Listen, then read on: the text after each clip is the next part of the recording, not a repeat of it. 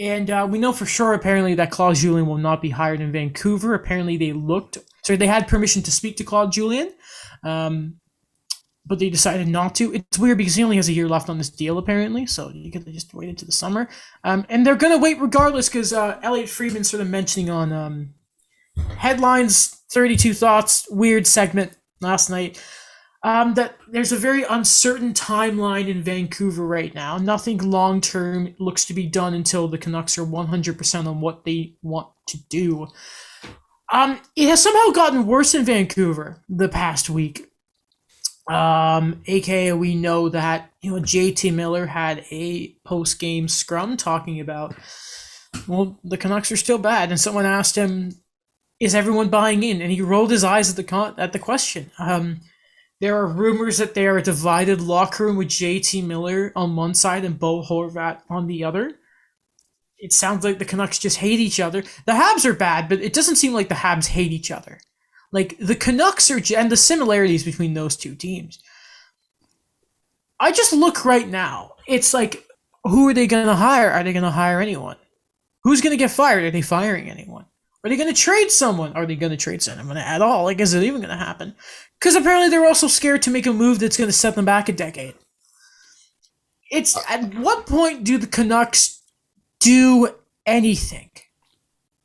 I've never been more sure of what they need to do, which is clear house.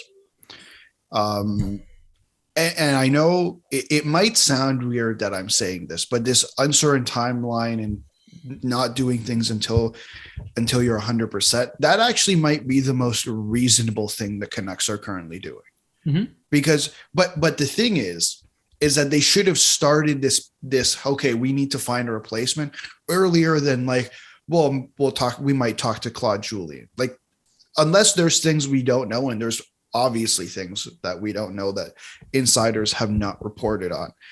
But what I think is happening is issues in management and ownership are now leaking into coaches and into players. And that is by far one of the worst things that could happen. And it is now creating a divide literally everywhere. And we saw this before last year when they had that COVID outbreak. And who was the one that spoke out? It was JT Miller, who he kind of took it upon himself to say, okay, this is what we're dealing with. Like, this is something that's not right. And I think right now, like, it is on the onus of what you mentioned, clearing house with management, because it really does start with them. It starts with what they've been doing. It starts with, like, I still look back on, the Tyler Toffoli deadline deal and all those things going for the Canucks, and they squandered it. They didn't go with it in any way. And I think right now it's just, they're in an interesting position right now where I'm not going to talk about the management, what's going to happen to them, because I really believe that that's gone. But for me, there's a set system there. There's something still to salvage there. There's still the young guys. There's still the prospects. There's still the talent there. It's just, at the end of the day, like when we talk about someone like Jeff Gordon earlier in the episode, it's just be smart about it, be gradual about it, but be in the right mindset and know when you actually have to make a move, because you're just going to be stagnant. Feels like the one guy, and it's more and more teams are going with the thing of you have a president of hockey ops and a GM, like in significant roles. We're seeing it more and more around the league, and you need a certain type of person to come in that can deal with ownership. I think it was I always get it mixed up. Brian Murray, who used to work in Ottawa, yeah, and he was legendary for how well he could keep Eugene Melnyk in check, right? You think of like Brian Burke has been notorious of telling owners in interviews like, "Freaking, you let me drive the bus here. Get your hands off the wheel." And you're gonna need a guy like that to go with Aquilini. And the one guy you think of right now who's on the market that you can think of is Jim Rutherford, because at this point, and I don't think anyone in Vancouver is gonna like the sound of this. Like, you don't know, how do you can't rebuild almost. It's almost like the position we talked about in Calgary last year, because it's impossible to be to be so bad that you tank for the lottery with the talent the team has right now, aka Patterson, Hughes. I'm forgetting if you trade Miller and Horvat, because let's be honest, if things keep going the way they are, they're not going to stick around. Because I think Horvat's up next year. Besser is there. Both of them are up next year. Yeah, Demko's there too. So, but then you can't obviously get rid of the contracts that's holding them back. That are holding them back. Sorry, aka Oliver Ekman Larson and Tyler Myers. So and then you have to bring in a GM enough that is creative and not sort of the opposite of Benning, that has some sort of ounce of creativity, and just a new complete team that can actually put together a competent roster and not just be completely stagnant for the past decade like the Canucks have been.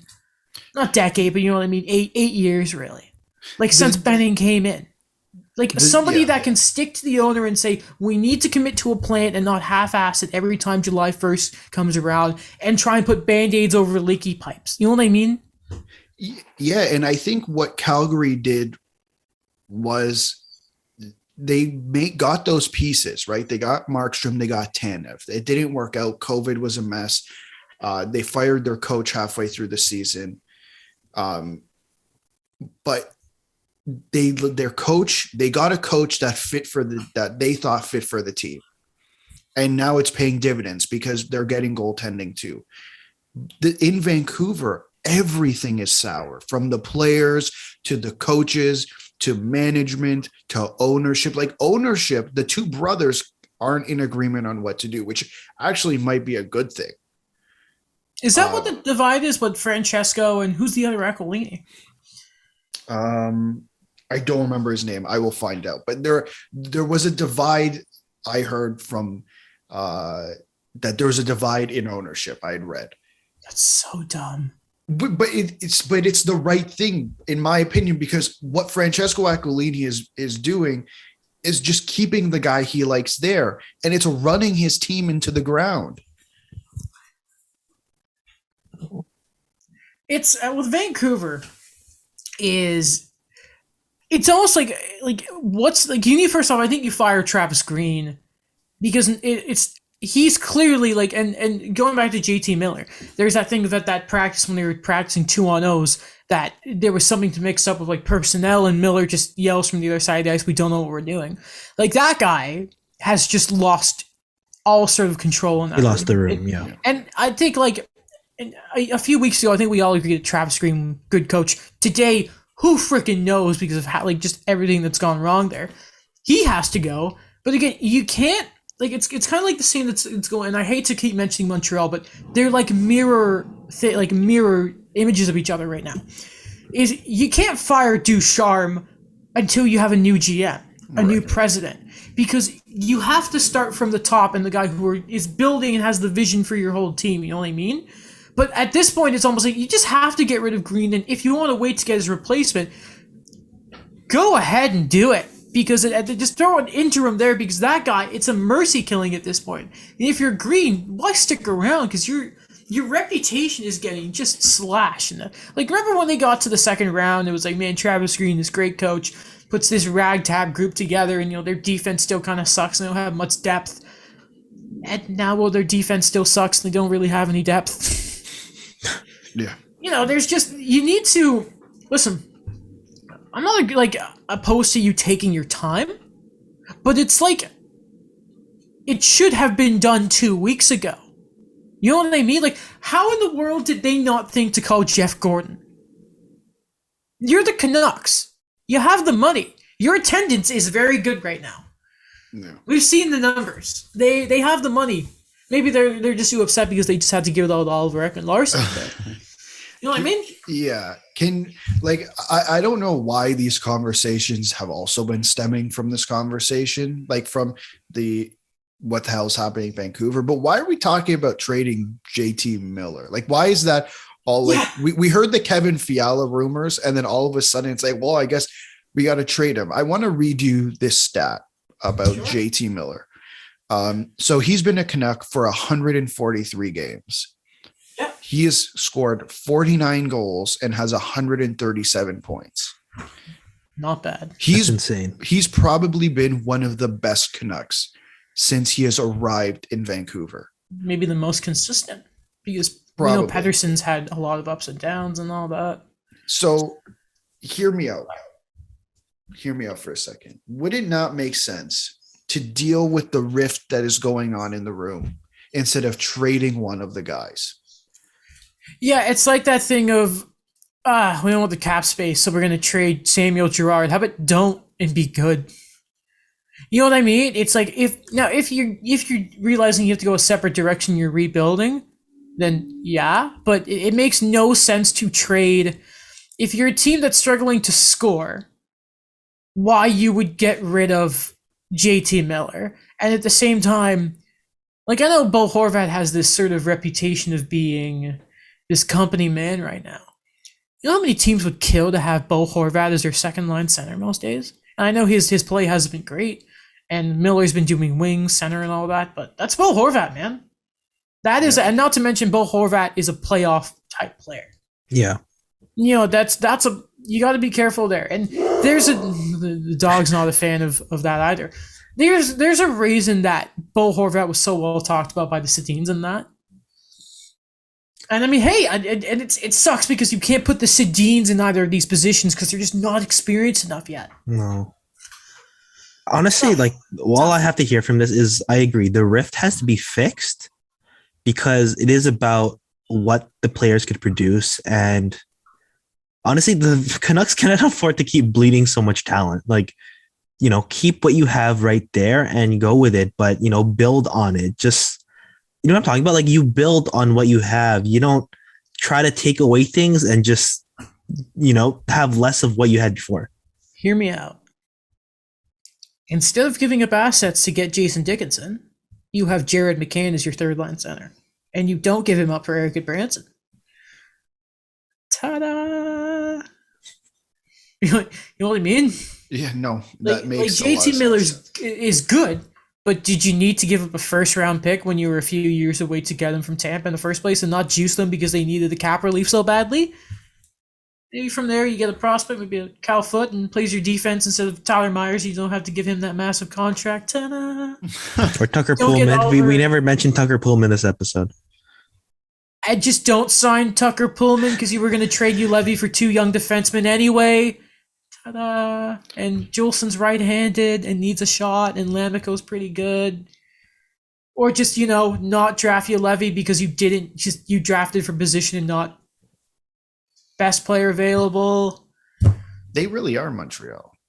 I know, right? Wow. The only thing hilarious. The more you talk, the more I realize, wow, okay, I might have been Quentin wrong. Hughes would really be good on Montreal right now instead of Jesper Kotkaniemi. But okay, this is the one thing that I see the difference in is Vancouver, the players are actually getting mad at each other in the suffering, right? Yeah. But Montreal's like, we're suffering together. Did you see the practice from the other day when they're all like, I don't know what it was, but it was just this breakaway challenge. Everyone's just banging their sticks, and Edmondson with Coldplays. It's so, remember, like, credit where credit's due here. Remember when, like, PK was fighting Volcanics in practice?